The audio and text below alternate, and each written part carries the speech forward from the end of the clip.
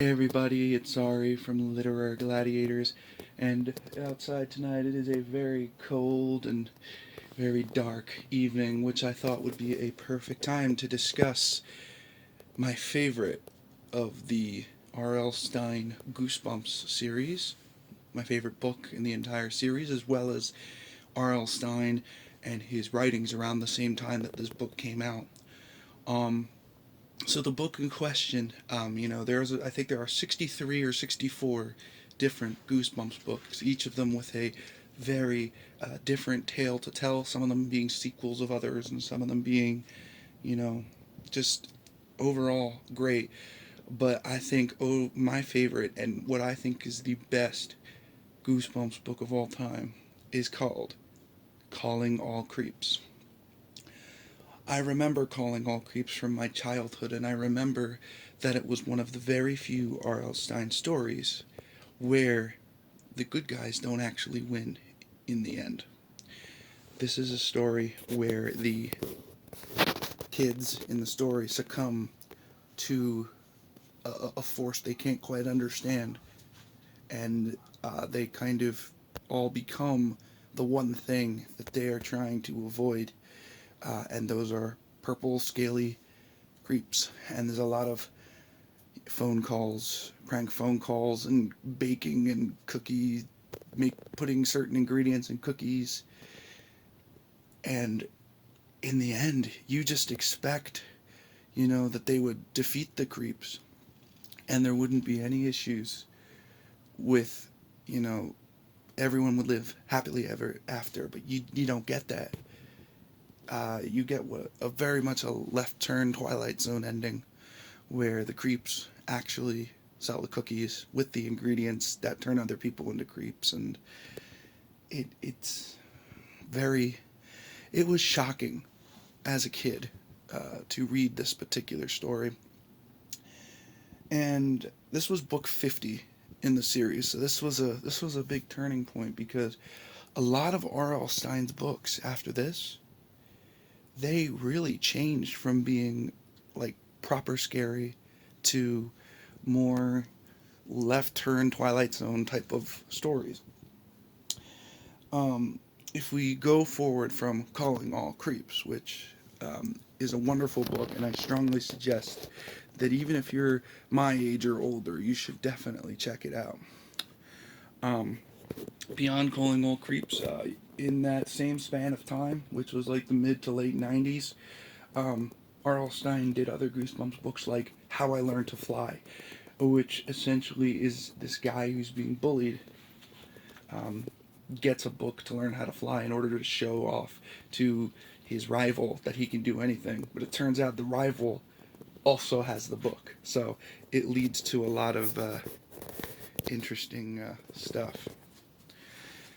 And then there's also ones like Chicken Chicken, which has a lot to do with witchcraft, and it's you never really know what someone's going to transform into in that book. And then The Blob That Ate Everyone, which is essentially, it is a little bit horror, but it's also very left wing because the ending throws you off as well. And The Haunted School, which is near the end of the Goosebumps books that R.L. Stine wrote, that was also a very they're like psychological. They're not as much physical at this point. I think this is the time period where R.L. Stine kind of evolved. I think during this period of time, which would be books 50 to 59, uh, R.L. Stine, I believe, only had one sequel, and I think it was Deep Trouble too. And I think he really um, put forward a lot of the stuff that he's done, and he's changed. He kind of changed in this period of time from being physical manifestations and scary things to scary concepts and things that could happen that are scary, and it's more psychological. It became more like Alfred Hitchcock in a way.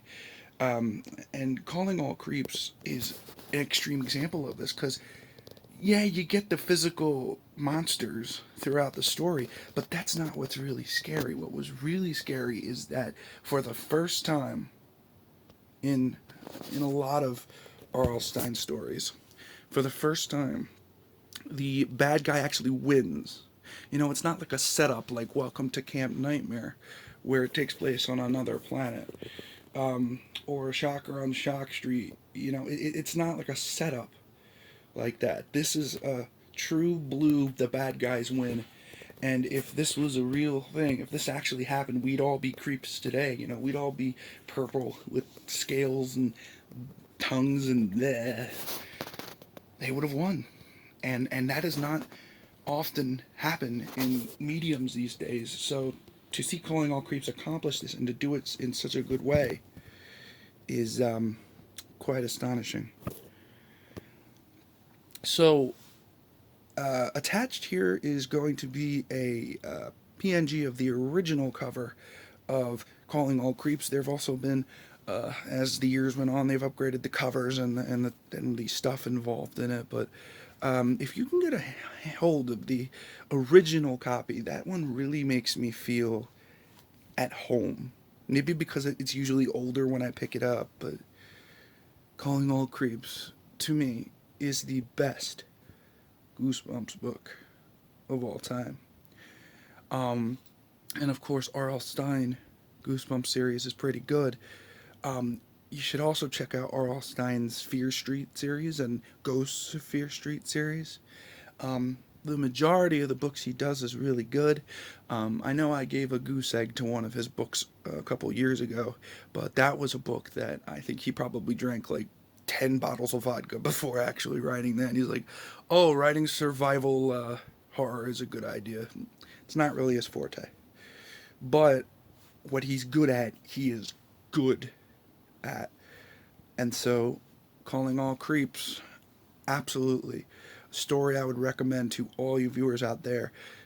If you like a story where kids have to work together to come up with a common goal, to come up with a solution, but their solution doesn't work. It's not like those super kids where everything always works out for them. In this case, the kids put their wits together and they lose. They actually lose.